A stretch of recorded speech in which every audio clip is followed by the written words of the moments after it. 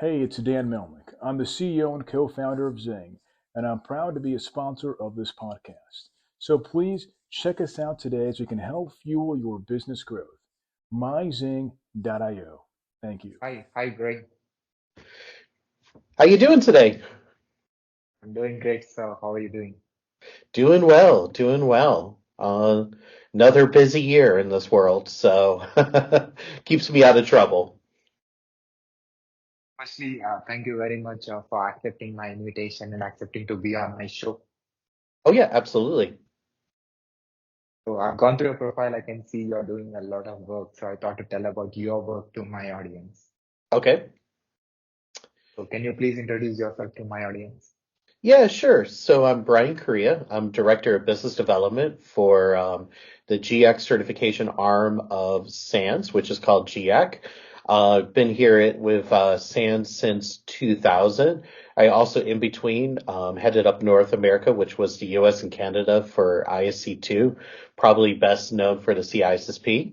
And before that, I actually originally came from the trade show industry. So just like a lot of people in cybersecurity, none of us really came from this industry because there was no place to come from back then. And so we all came from different worlds. My world was, I used to work on different trade shows, putting them together, shows that no longer exist, like FOSSI, which was a big U.S. federal government show. I used to also work on like the Consumer Electronics Show and a bunch of association and military events. Uh, so, what is your responsibility? Responsibilities right now? Yeah. Yeah. So, on the business development side of GIAC, because I have a long history over here, there's a whole bunch of things that I do. In some ways, the joke behind the scenes is they call me the Mikey of the company. But some of the things I work on is what does certification, why does it matter in the industry for two groups, one being for the employer and then the employer, the individual themselves. I also get involved in, as you can imagine, there's more mandates and directives coming out all the time. So I'm involved with those particular relationships. That could be anything from like the workforce frameworks that you see on the work roles, like the NICE and ECSF, which is the EU version, down to like, for example, I work with like the NIS2 directive, which is something that's big that's come about, the SEC mandate, which is tied to Wall Street. There's a whole bunch, U.S. Department of Defense.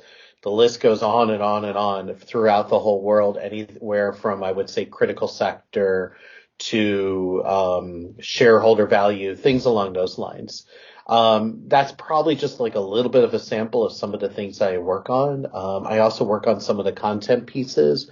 I also, like, for example, do presentations and I sit down with organizations anywhere from like, can you help us out of how we can use the certifications to help sell our products within our organization or services down to tips and tricks of how to become certified. So, can you tell about GIAC and also SANS Institute? Yeah, sure. Absolutely. So SANS has been around since 1989. I would say pretty much at the heart of SANS is everybody that comes from here is from when they write our courses, certifications, and we do also offer a fully accredited school, come from, they're pretty much the best of their field. They're practitioners in whatever that is. So that could be anywhere from malware, forensics, pen testing. It could be leadership. It could be ICS. But the idea over here is you want to find those people that have kind of become the best in their field and make them into instructors and authors. So SANS also over here offers, and I think a lot of people don't realize, so much free content that's out there in the community. So we offer, for example, summits, and they cover, like, we just had one this week on cyber threat intelligence. But they go anywhere from really technical to, like, for example, we have an awareness summit, but we do, I would say, like 3 to 4 webcasts per week. We have a reading room. If you're new to cyber and you're trying to start off, we have a couple different resources available for you on that, even down to, hey, how do I protect my kid? How do I protect myself from home? Things along those lines. But I would say the big parts of SANS are those free resources. We keep the lights on. We do offer it's about 70 plus courses over here. Usually a lot of people also know us for a little bit of hands-on real world, kind of tied into the practitioners. So we do offer anything from really technical courses to some leadership courses. I would say people typically know us a little bit more, I would say, as kind of like well established in the industry. So as you well know, there's other certifications that do an amazing job as far as I'm new to cybersecurity. We're kind of built for, hey, now you're in the industry and kind of take it from there. Certifications, we offer 45. They actually even have hands-on labs when you test for them. And the school actually requires you to go through the certifications as kind of your pass-fail grade. And it's interesting. So from the statistics, and as you can imagine, they're a little bit hard to grab. The belief is that we're the largest master's program in cybersecurity. So hopefully that kind of gives you a little bit of ideas of SANS. And I mean, even down to the free resources, I could probably go on for a good 30 minutes about some of those resources. Maybe if there's one out there, is we have one called the Internet Storm Center. So think of it as like the news of the day. So people that maintain networks, the largest networks around the world, the idea is they share information with each other to keep each other protected. So for example, when you see your patch on Tuesday from Microsoft actually has a staff that watches that Internet Storm Center. It is a free service to anybody. And we do also offer a thing called News Bites, which is what the news is this week in cybersecurity. Give you an idea, about 400,000 people actually receive that every single week. And it's typically published about twice a week. So GIAC certifications are giving certification for cybersecurity enthusiasts. So more than 70 certifications or courses that you are providing through SANS Institute. Yeah, so, the certifications are tied into, there are more popular selling courses that are out there. If you would say, why should you get a certification? There's many reasons, but in some ways, cybersecurity is no different than I would say other industries. In other words, it is a skills validation that you have those skills of whatever that certification is, right?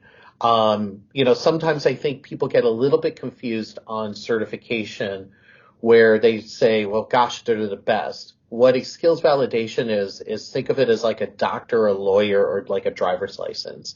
It means that they have a certain standard, right? It doesn't mean, you could have a driver's license and still be not a good driver, right? But what it does offer is it says what the rules of the road are. You understand what's out there. That's kind of what certification brings to the table. In some ways, I kind of compare it a little bit in cybersecurity to like a CPA. And there's a lot of really good certifications, not just from us, but, there's a whole bunch of good ones from the marketplace, right? It's interesting, like I actually work as the treasurer on what's called a C3, which is a consortium of the certification bodies. So that features like CompTIA and ISC2 and ISACA, and the list goes on from there, like IEPP, which is, best known for privacy. But, that's what a certification can bring to the table. And I do believe as time goes on, the skills validation is only going to become more important as these directives, audits, things along those lines seem to pop up more and more and more every day. As you can imagine, even on this end, you would think we're all excited about it, but it definitely adds a layer of complication to the industry, right? So it's always that fine line of, hey, having directives, having things that kind of serve, but not going overboard. Which is easier said than done, if that makes sense.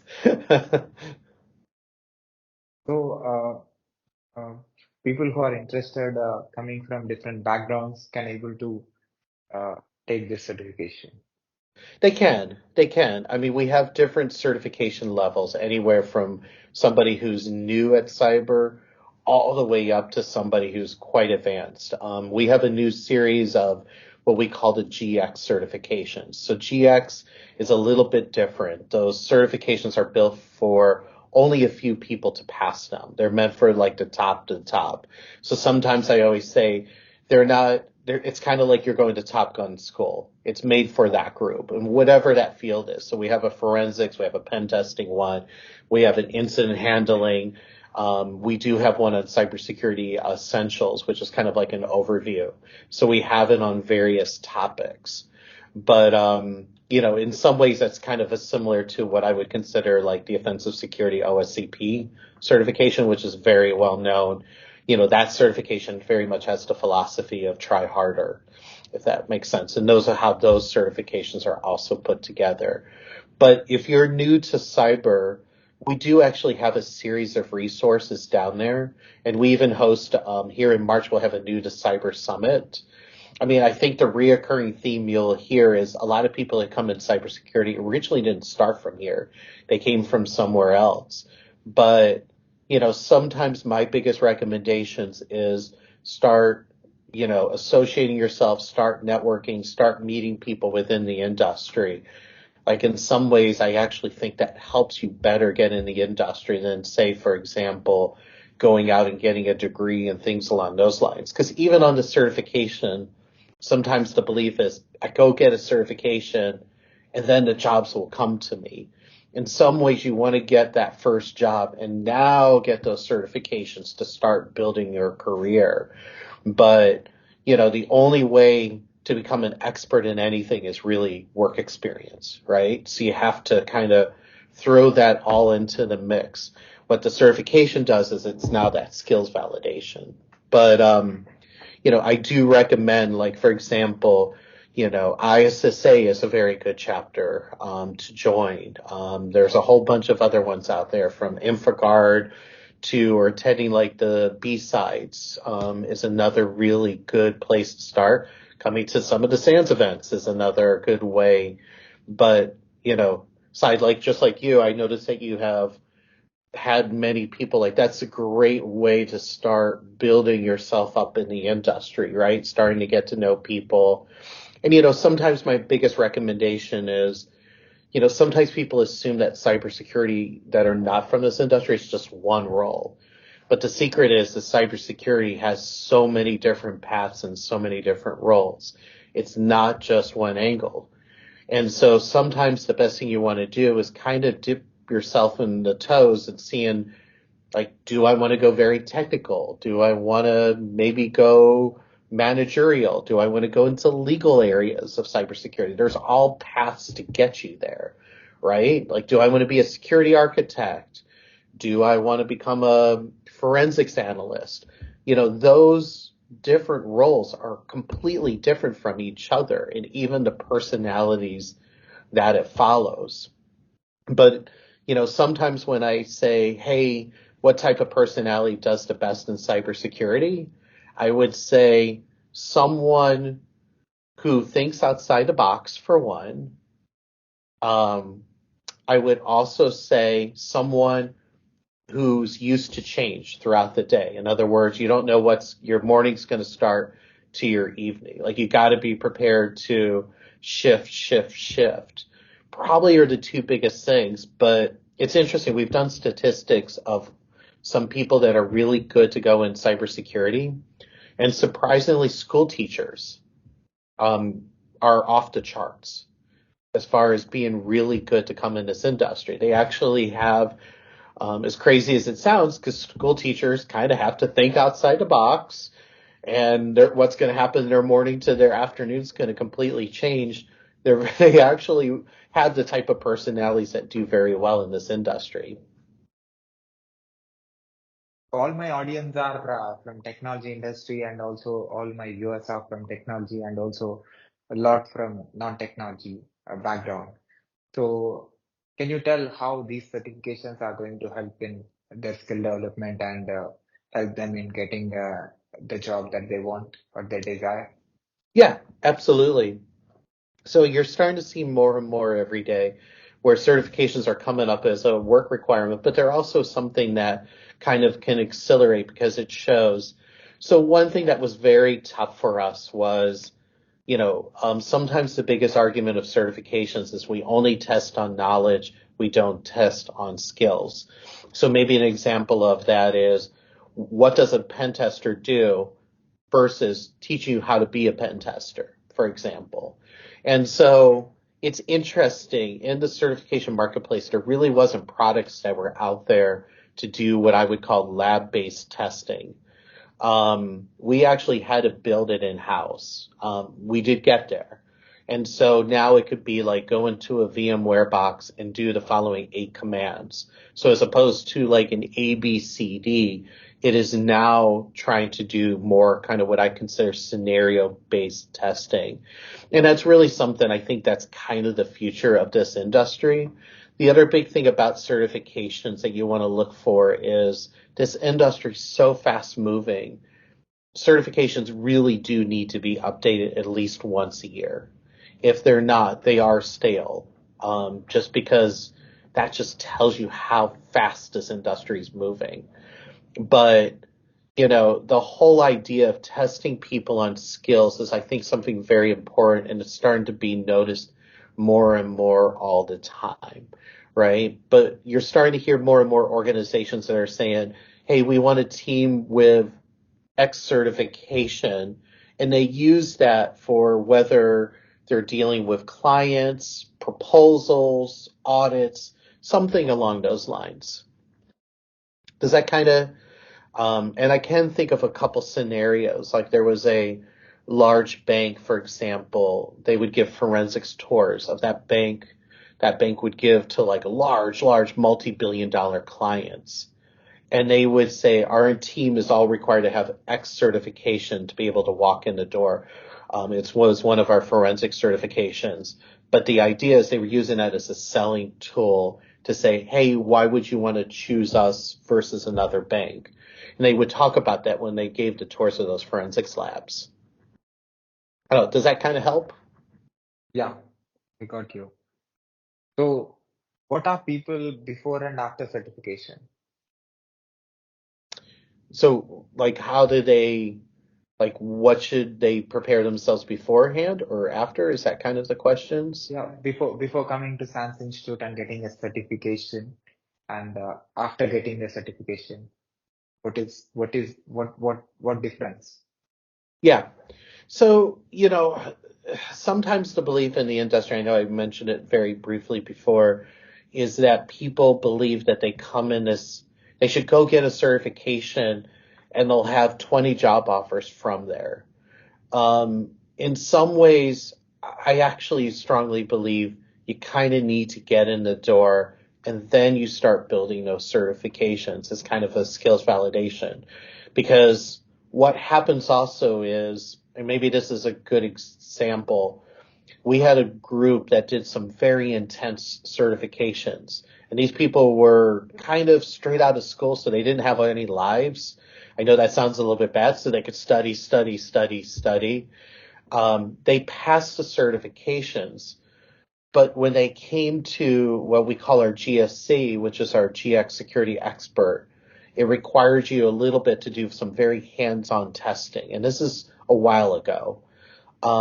Those students couldn't do that because what they couldn't apply because they hadn't been out in the real world was how do you take piece A with piece B with piece C and how do you combine them all together? Like they needed that real world work experience to get them there. Now, afterwards, I do recommend, so when I would say, first step when you're trying to build your career, you want to see what direction you want to go. You kind of want to start getting that first job and now start building certifications from there. Once you have those certifications, I do recommend that you make sure you have those on whatever the certifications, ours or anybody else. Make sure that you are advertising that on a LinkedIn or things along those lines. I do believe, and there's studies that easily back that up, of you will see pay increases, you will see promotions that do come from that, right? And so as silly as it sounds, just making sure that you let people know you got those certifications. But the whole idea behind the certification is hey, it's just saying that, yes, I am an incident handler. Yes, I'm a pen tester. I'm whatever that is supposed to be, right? It's verifying all that information. And like I said, if you ever want a site of all the certifications that I think is really good, that's just not us, but everybody in the industry. There's one called Paul Jeremy, so it's JERIMY.com. It's just put together by a bunch of people from the industry. There's, you know, we've purposely done it in such a way where it's kind of the individuals themselves. Like there's no cert body giving them money or anything along those lines. But I think they do a really, really good job of like what's the ecosystem in this industry of what's the certifications that are out there, right? Anywhere from I'm going to go really broad to I'm going to go very specific. Okay. So with this certification, what in the industry, what are those top certifications that are being taken by more people or more demanded certifications that the industry requires? Ooh, I mean, there's a lot of really good certifications that are out there. So hopefully I'll just and I'll start with ours last and I'll start with some other ones that are out there. So CompTIA, I think, does a really good job of what I would call the foundational certifications out there. So they're best known as with anything with a plus. So an A plus, Network plus, Security plus, Cloud plus, Pen Test plus, anything from there. ISACA is probably best known for what's called a CISA, which is for somebody who's in security, but from a auditing perspective. They also offer SISM, which is kind of like their management. You also have ISC2, which is best known as the CISSP. The best way I can explain the CISSP is it does require 5 years worth of work experience. So a lot of people use that as a check mark. It also is kind of like a 360 view of cybersecurity. And then I briefly have touched upon offensive security, which is kind of like the OSCP, for example. Think of theirs as kind of like the very much Top Gun, very technical, made for very few people that pass it, right? So it's considered quite a big deal when you get it. I would say those are the biggest certification bodies out there. Oops, maybe one more, which is EC Council, which is best known for the Certified Ethical Hacker and a couple others. GIAC in the ecosystem, kind of think about it as we're kind of setting you up as in a lot of ways for more specialized. So you're now in the industry and now you want to become a whole bunch of different things. So with those 45 certifications, anything from being a security architect to, like, for example, I have multiple forensic certifications. So we have mobile forensics. We have ones that are about data acquisition. We have ones of advanced forensics, cyber threat intelligence. We even things like Mac forensics and backing that all up. But we offer, in whole categories of certifications. Like we offer leadership certifications from anywhere of, hey, I'm coming into cybersecurity. I need to know the background of what it is from a leadership standpoint down to I'm technical and I'm now moving my career over into a leadership area. So I need to better understand. I don't need to understand how to be technical. I need to know what are policies? How do I get a return on investment? What type of things do I need to do to be prepared to walk into a board of directors?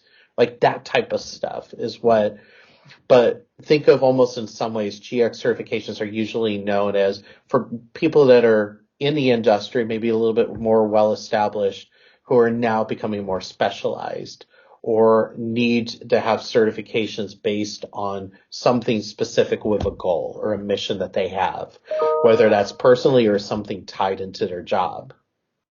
I don't know, did that kind of offer a good explanation as far as what I would call the maybe 5-minute pitch of the ecosystem of cybersecurity certifications? Yeah. So, what is the duration and price for these certifications? So our certifications are, they're typically in the 900 range, just to give you an idea. And with certifications, like typically not just with us, pretty much across the board, what we charge is what we charge. And part of the reason behind that is because we have to show fairness in the testing process. In other words, we can't provide certain things to one individual and not to the other. That's kind of what accreditation is all about, is making sure that your testing questions, everything around it, is showing that all around the world, people in different demographics are answering those questions about the same range.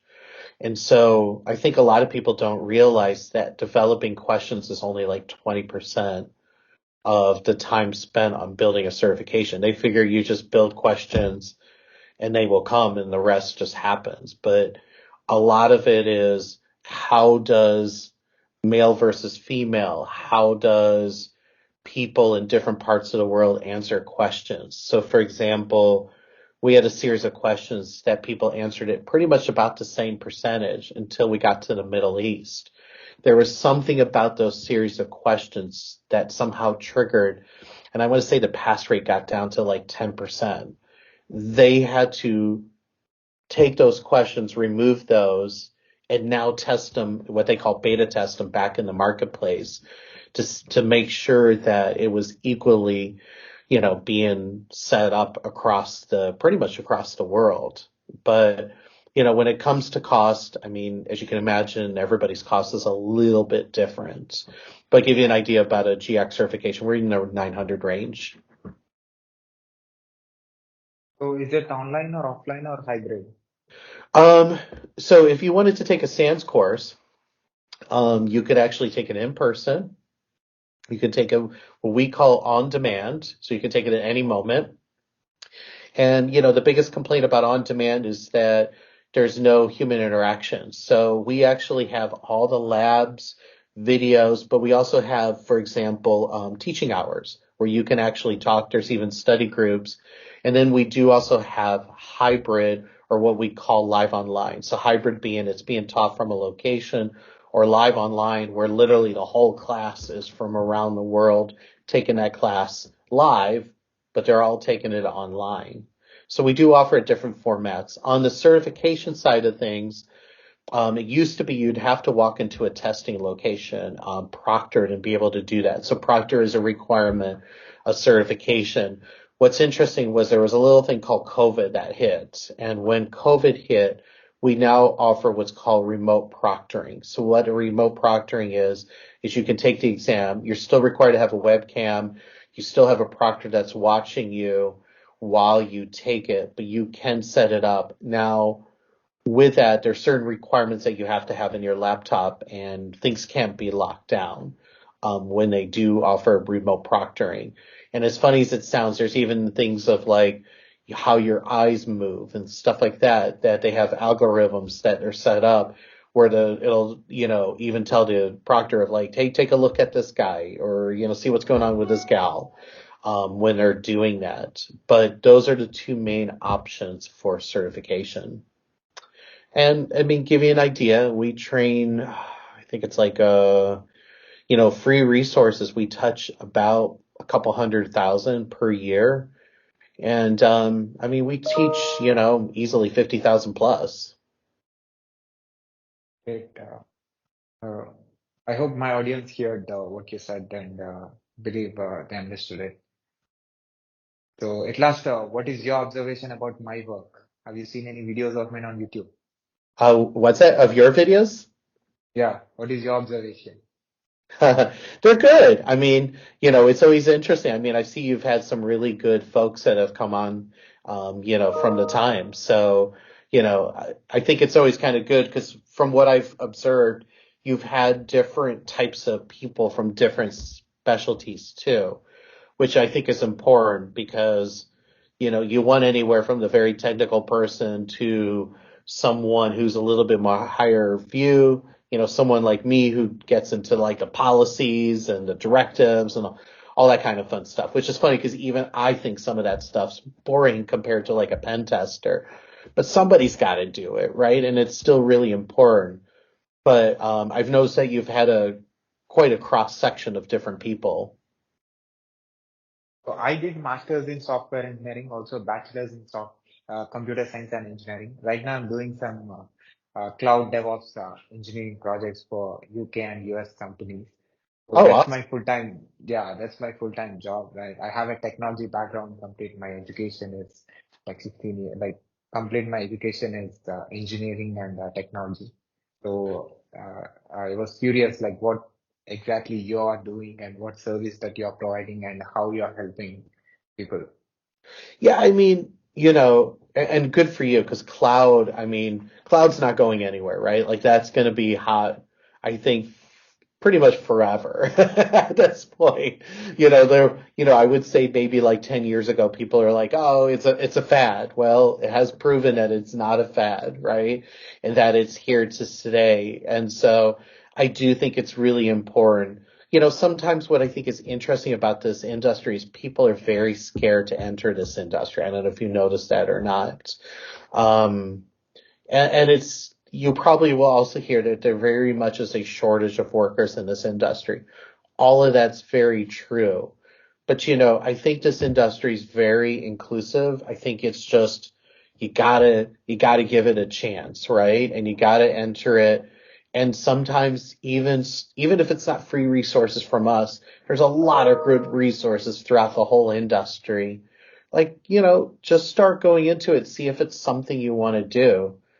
I'm assuming since you've done a couple already, you're loving being here in this industry. I mean, I do think a lot of people get really scared, and I always say, take the leap. None of us, if you look at the path of a lot of us, none of us started here, but we're all here. So, are you enjoying it? I'm assuming Yeah, you're enjoying all the stuff, especially I imagine with some of the cloud stuff you're doing in the UK and the US. yeah, definitely working with AWS Oh yeah. services, also working with Azure services, GCP, Google Cloud, trying to understand how those things works and also helping them companies migrate their data from one place to other place, from on-prem to cloud. So doing all this stuff and trying to understand their architecture is really interesting. So that's my full-time role. So apart from that, I'm interviewing experts like you who are already in the industry from all over the world and who are working and who are solving different problems. And how this experience collection of talking with people and experts in the industry from all over the world, more than 100 countries experts I have interviewed in last 3 years and 700 interviews. So how this talking experience is going to help and add value to my career and my profession. Yeah, I mean, I think the more you know, the more perspectives, the more you get to talk to experts in the field. Once again, I think sometimes, like, I commend you for doing it because, you know, I think a lot of folks like us are kind of like, yes, we'd love to help people out and, kind of give you a little bit of this is what to do, right? Like, here's a couple secrets out there to make you successful. So, I mean, I would say the more you're doing, I mean, the good news is you hit all the major cloud providers, right? You mentioned AWS, Azure, Google. You got the three big boys, right? Right there alone that you're now covering. But I mean, I think, having the opportunity to talk to different folks, listening to their, what information they have out there, things along those lines, I think will just help you as your career goes on, right? And all those tidbits that all those people that you've had can offer you, right? In the different perspectives. Cause, this industry is a big industry and it's quite wide. It's a very young industry too, right? So sometimes when I talk to people and say, hey, what's the future direction of this industry going? I always say, look, it'll be no different than other industries, right? I mean, this industry's maybe at best, 10 to 20 years old. Some people would argue even less than that. Think of things like doctoral industries, accounting worlds. They've been around 100 years plus, right? So we got a little bit of catch up to do over here, but you can see the patterns kind of following the same direction. But yeah, I mean, I think, just by you hosting these things not only helps your community, but it helps you too as far as better understanding what's out there. And, hopefully I can offer at least a couple nuggets or maybe one that could say, hey, if I were you, this is what I would do. That's a great observation. Can you share your web links with my audience, people who are listening this from anywhere in this planet? Yeah, sure. So we're pretty easy. We're just www.sans, S-A-N, like Nancy, s.org. GIAC is the same way. It's just GIAC. So it stands for the Global Information Assurance Certification.org. And then if you wanted to go to SANS, our school, it's just sans.edu. I'll put the links on the screen also in the description of this video on YouTube, also on my website as well. People who visits my website can able to see the service that you're providing and the kind of certification that you're providing with which they can able to upskill themselves and get great jobs. Sounds great. And, even if it's you stand there and go, I can't afford any form of training or anything, I get it. Just please, take a look at all the free resources we have. I mean, those things are built to be very content filled and really to help people with their careers. Like we have a cloud summit, for example, which would be perfect for you. And it features some of the top practitioners, right? And the big thing we always promote over here is, whatever we teach you, even if it's free resources, you can apply immediately in the workplace. All right. Can I put this video on my YouTube channel with your permission? Yes. And also, can I put this audio and video clip on my podcast, website, internet, social media, everywhere with your permission? Yep. Yes. Thanks again, Brain, for your valuable time and sharing about your work. Oh, you're welcome. Hey, thank you for having me. Thank you, sir. Take care.